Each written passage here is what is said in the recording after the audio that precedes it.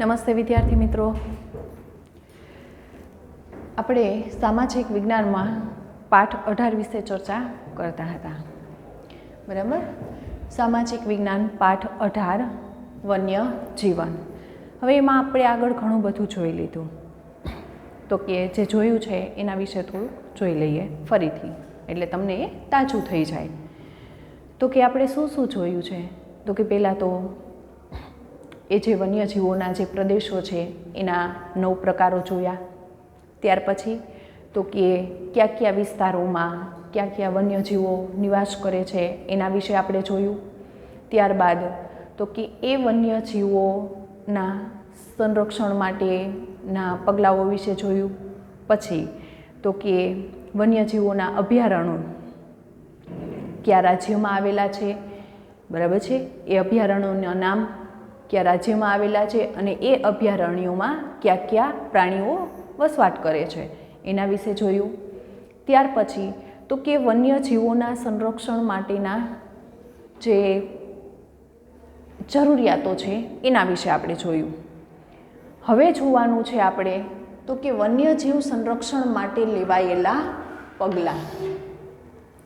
આપણે આગળના વિડીયોમાં જોયું કે મનુષ્યની ઘણી બધી પ્રવૃત્તિઓને લીધે, બરાબર છે, આ જે કુદરતી વનસ્પતિઓ છે, વન્યજીવો છે, એને ઘણી બધી રીતે નુકસાન થતું હોય છે અને આપણે હંમેશા આપણું જ હિત ઈચ્છીએ છીએ, આપણું જ હિત વિચારીએ છીએ, બરાબર. અને આપણું હિત કરવામાં જ ક્યાંક ઘણા મોટા અંશે આ જે વન્યજીવો અને કુદરતી વનસ્પતિ છે, બરાબર છે, એને ઘણે અંશે નુકસાન પહોંચતું હોય છે, પરંતુ આપણે એના ઉપર ધ્યાન કેન્દ્રિત કરતા નથી.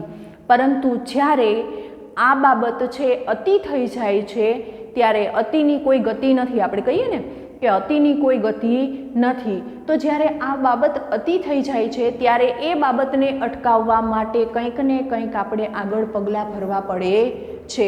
કાં તો સરકાર દ્વારા કાયદાઓ બનાવવામાં આવે છે, કાં તો મનુષ્ય દ્વારા જ જાગૃતિ લાવીને એ જે નુકસાનકારક બાબતો હોય એને અટકાવવામાં આવે છે.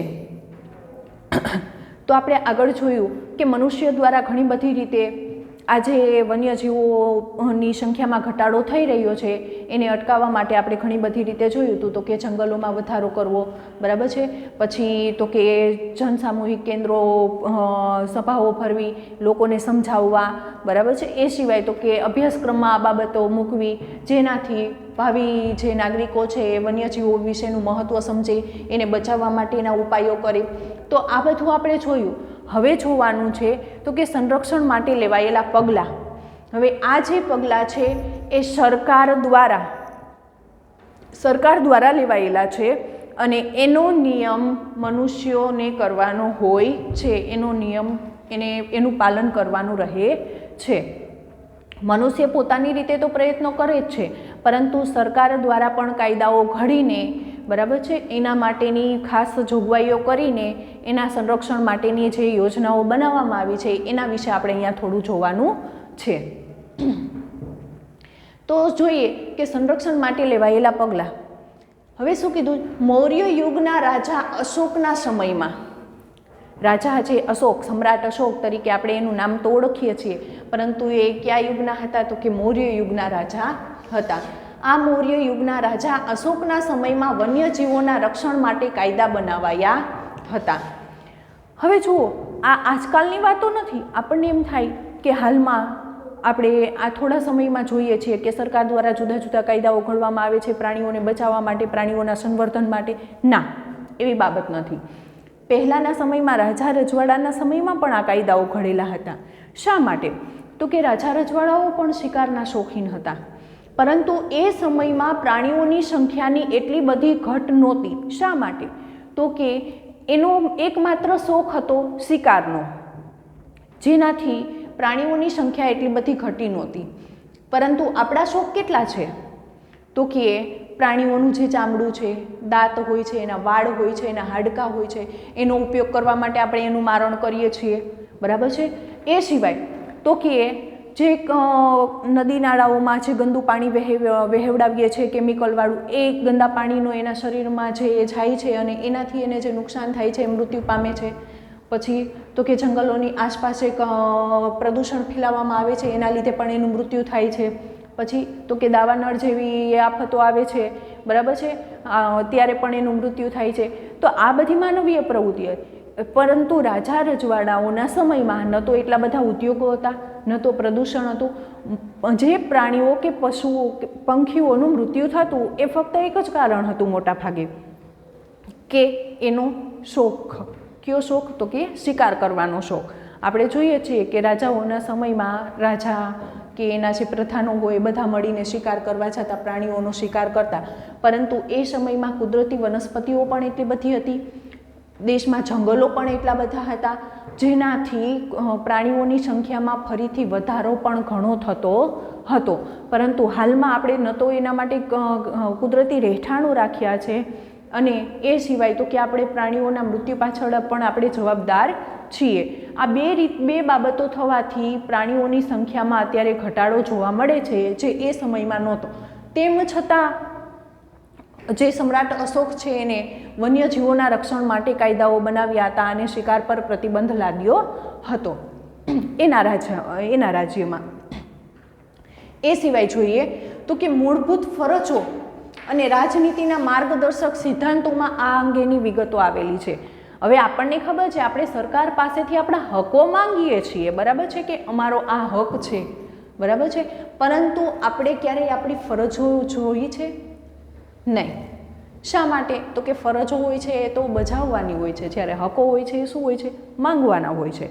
તો જે રીતે આપણે આપણા હકો ભોગવીએ છીએ એ રીતે આપણે આપણી ફરજો પણ બજાવવી જોઈએ. તો કે આપણી ફરજમાં આવેલું જ છે કે વન્યજીવો, કુદરતી વનસ્પતિ, આપણા જે સાંસ્કૃતિક વારસો છે એનું જતન કરવું એ આપણી ફરજ છે, બરાબર છે. તો મૂળભૂત ફરજો અને રાજનીતિના માર્ગદર્શક સિદ્ધાંતોમાં વન્યજીવોનું રક્ષણ કરવું એ આપણી ફરજમાં આપેલું છે. ત્યારબાદ જોઈએ તો કે ભારતીય વન્યજીવ બોર્ડની ભલામણ અનુસાર, જે ભારતીય વન્યજીવ બોર્ડ છે એને ભલામણ કરી સંસદને, તો કે સંસદે વન્યજીવ સુરક્ષા અધિનિયમ બનાવ્યો કે જે પ્રાણીઓની ઘટતી જતી સંખ્યા છે એને રોકવા માટે, એનો ઉકેલ લાવવા માટે, એની સંખ્યા ફરીથી વધે એ માટે કોઈ કાયદો કાનૂન બનાવવો જોઈએ, કોઈ એવી જોગવાઈ કરવી જોઈએ જેનાથી ફરીથી એની સંખ્યામાં વધારો થઈ શકે. તો આ જે વન્યજીવ બોર્ડ છે એને સંસદે ભલામણ કરી, અને સંસદને ભલામણ કરવાથી સંસદે વન્યજીવ સુરક્ષા અધિનિયમ કાયદો બનાવ્યો. ત્યાર પછી જોઈએ તો કે આ દેશમાં 2014ની સ્થિતિએ 503 અભયારણ્યો હતા. આપણા દેશમાં 2014ની સ્થિતિએ જોઈએ તો કે 503 અભયારણ્યો હતા, 102 રાષ્ટ્રીય ઉદ્યાનો હતા અને 14 જૈવ આરક્ષિત ક્ષેત્રો છે. હવે જોઈએ કે અભયારણ્યો, રાષ્ટ્રીય ઉદ્યાનો અને જૈવ આરક્ષિત ક્ષેત્રો એ શું છે એના વિશે જોઈએ. તો કે અભયારણ્યો કોને કહેવાય તેના વિશે. તો કે અભયારણ્યો છે કોઈ ખાસ પશુઓની કે પંખીઓની જાતિ માટે અમુક જે ક્ષેત્રો છે એને આરક્ષિત કરવામાં આવે છે, એને શું કહેવાય? અભયારણ્યો. પરંતુ એમાં શું હોય છે? તો કે એમાં મનુષ્યો ફરવા જઈ શકે છે, માનવીય પ્રવૃત્તિઓને માન્ય ગણવામાં આવે છે, બરાબર છે. પછી જે પશુપાલકો હોય છે તેના પ્રાણીઓને ચારવા માટે લઈ જઈ શકે છે. ત્યારબાદ જોઈએ તો કે તેમાં જે જંગલના આદિવાસી લોકો હોય છે તે પણ રહેતા હોય છે. આ અભયારણ્યોમાં માનવીય પ્રવૃત્તિઓને માન્ય ગણવામાં આવે છે, તે અભયારણ્યો. ત્યારબાદ જોઈએ તો કે રાષ્ટ્રીય ઉદ્યાનો. આ જે રાષ્ટ્રીય ઉદ્યાનો છે એ કોઈ કુદરતી વનસ્પતિ, પંખી કે પશુઓ માટે જે ક્ષેત્રો છે એના સંવર્ધન અને જતન માટે, સંરક્ષણ અને સંવર્ધન માટે આરક્ષિત કરવામાં આવે છે. પરંતુ એમાં એક બાબત એ મહત્ત્વની છે કે તેમાં કોઈ પણ માનવીય પ્રવૃત્તિને માન્ય ગણવામાં આવતી નથી. ન તો ત્યાં લોકો હરવા ફરવા જઈ શકે છે, ન તો પોતાના પશુઓના ચરાણ માટે અંદર જઈ શકે છે, કે ન તો અન્ય કોઈ પ્રવૃત્તિઓ માટે તે અંદર જઈ શકે છે. ત્યાં સંપૂર્ણ પ્રતિબંધ લાદેલો હોય છે. ત્યાર પછી જોઈએ તો કે જૈવ આરક્ષિત ક્ષેત્રો કોને કહેવાય એના વિશે. તો કે જૈવ આરક્ષિત ક્ષેત્રો, તો કે જે કુદરતી વનસ્પતિ કે પશુઓ માટે એના સંવર્ધન અને સંરક્ષણ માટે જે રક્ષિત કરવામાં આવેલો વિસ્તાર છે તેને જૈવ આરક્ષિત ક્ષેત્ર કહેવામાં આવે છે. એ વિસ્તાર 5000 કિલોમીટરનો તો હોવો જ જોઈએ, બરાબર છે, એને જૈવ આરક્ષિત ક્ષેત્ર કહે છે. એમાં રાષ્ટ્રીય ઉદ્યાનની જેમ આ જૈવ આરક્ષિત ક્ષેત્રમાં પણ માનવીય પ્રવૃત્તિઓ ઉપર સંપૂર્ણ પ્રતિબંધ હોય છે. કોઈ પણ જાતની માનવીય પ્રવૃત્તિઓ જૈવ આરક્ષિત ક્ષેત્રમાં માન્ય નથી.